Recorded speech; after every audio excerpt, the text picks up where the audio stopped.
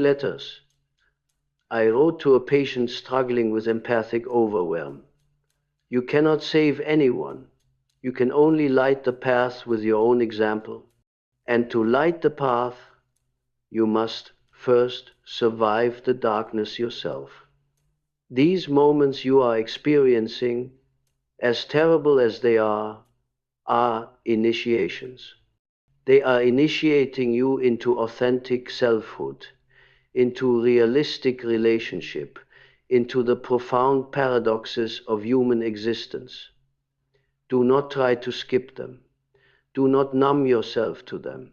Move through them with as much consciousness as you can bear.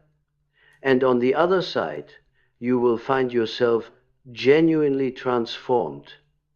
This is my ultimate message about these three deadly moments.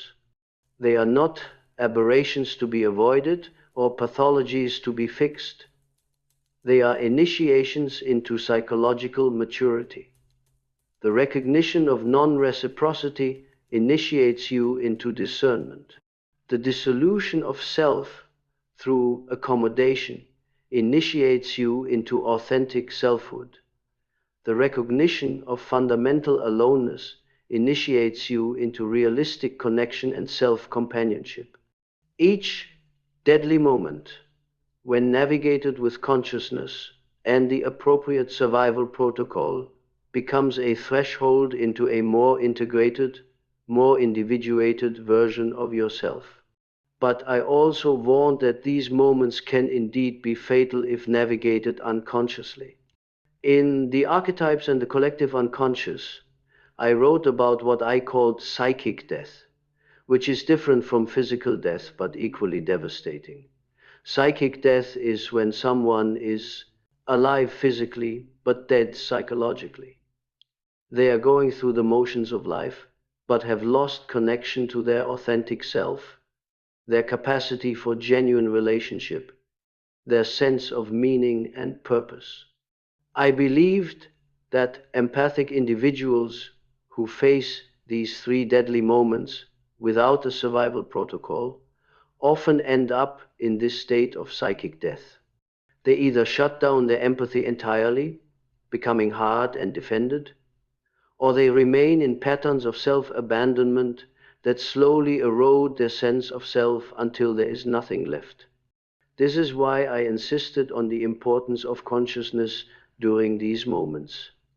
You have to know what is happening while it is happening. You have to recognize, I am in the first deadly moment.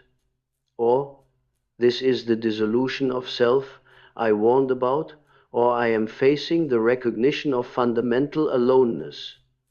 Naming the moment gives you power over it. It allows you to consciously apply the survival protocol rather than reacting unconsciously out of fear or pain. I also emphasized the importance of witnessing during these moments. In The Psychology of the Unconscious, I wrote about the necessity of having someone who can hold space for your process without trying to fix it or talk you out of it. This might be a therapist, a trusted friend, or even a relationship with your own higher self through practices like journaling or meditation. The witness does not solve the deadly moment for you, but they anchor you while you move through it. They remind you that what you are experiencing is real, valid, and survivable. I want to close with a story I told in Memories, Dreams, Reflections about my own navigation of what I would call a deadly moment. After my break with Freud, I entered what I called my confrontation with the unconscious, a period of intense psychological turmoil that lasted several years. I experienced visions, heard voices, and questioned my own sanity. I was facing all three deadly moments simultaneously. The recognition that my mentor relationship with Freud had never been reciprocal. The realization that I had been accommodating Freud's theories at the expense of my own insights. And the profound isolation of developing ideas that no one around me could understand.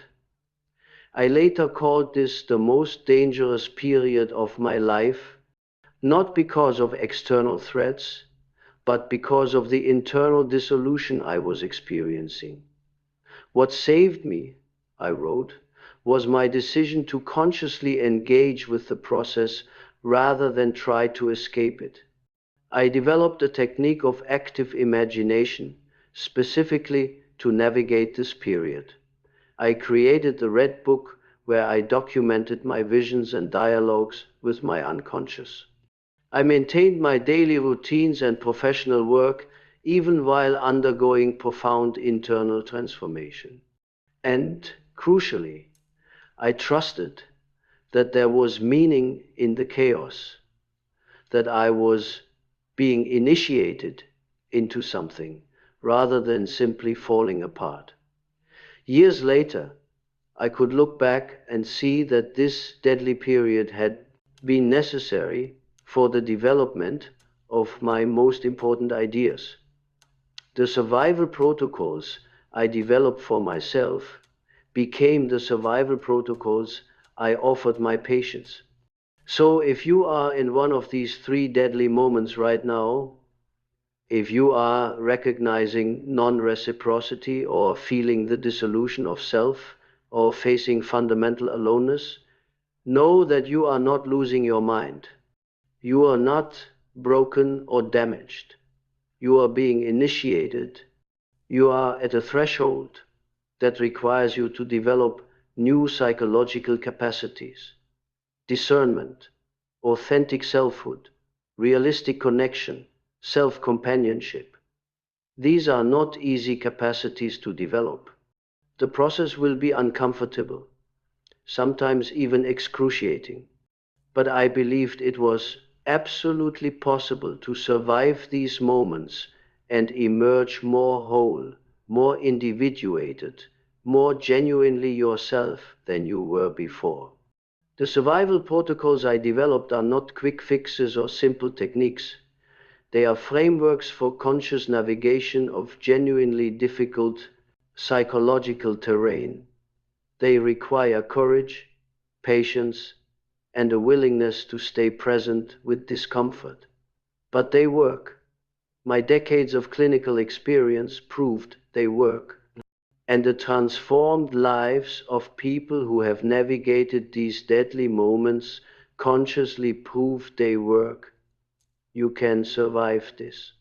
You can move through these initiations and come out the other side with tempered empathy, authentic selfhood, and the capacity for genuine connection that honors both your gift of empathy and your need for psychological integrity. Remember, you are not dying. You are being initiated